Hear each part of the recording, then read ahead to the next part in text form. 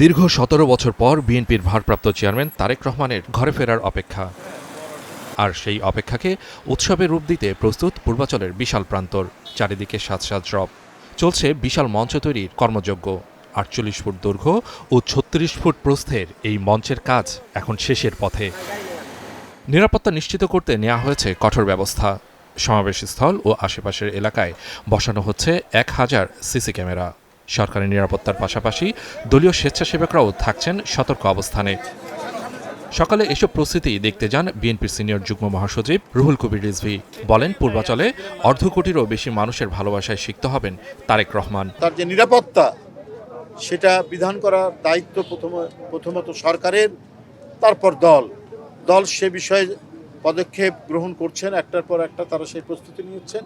আমি আশা করি সরকারও সেটা নিচ্ছেন, যেটা আমরা এখানে তার কিছু উদাহরণ আমরা এখানে পাচ্ছি, দৃষ্টান্ত আমরা পাচ্ছি। সব মিলিয়েই আগামী পরশু দিনের বিএনপির ভারপ্রাপ্ত চেয়ারম্যান জনাব তারেক রহমানের স্বদেশ প্রত্যাবর্তন শান্তিপূর্ণ এবং জনতার অসংখ্য জনতার শুভেচ্ছায় সিক্ত হবেন। তবে ২৫ ডিসেম্বরের সেই মহেন্দ্রক্ষণের আগেই পূর্বাচলে এসে জড়ো হচ্ছেন বিএনপির নেতাকর্মীরা। তারা আসছেন ব্যক্তিগত উদ্যোগে দূর দূরান্ত থেকে। দুদিন আগেই ব্যানার ফেস্টুন নিয়ে তারা হাজির হয়েছেন। কারো কারো মুখে স্লোগান।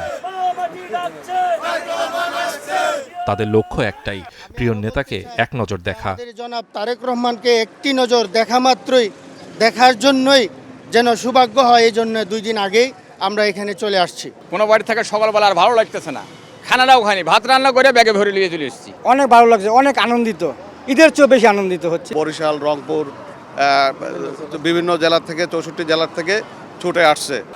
শুধু সমাবেশ নয়, তারেক রহমানের এই প্রত্যাবর্তনকে কেন্দ্র করে দেশের রাজনীতিতে বইছে নতুন হাওয়া। সব ঠিক থাকলে এক ঐতিহাসিক জনসমুদ্রের সাক্ষী হতে যাচ্ছে পূর্বাচল। Suman Mahmud, star news, Dhaka.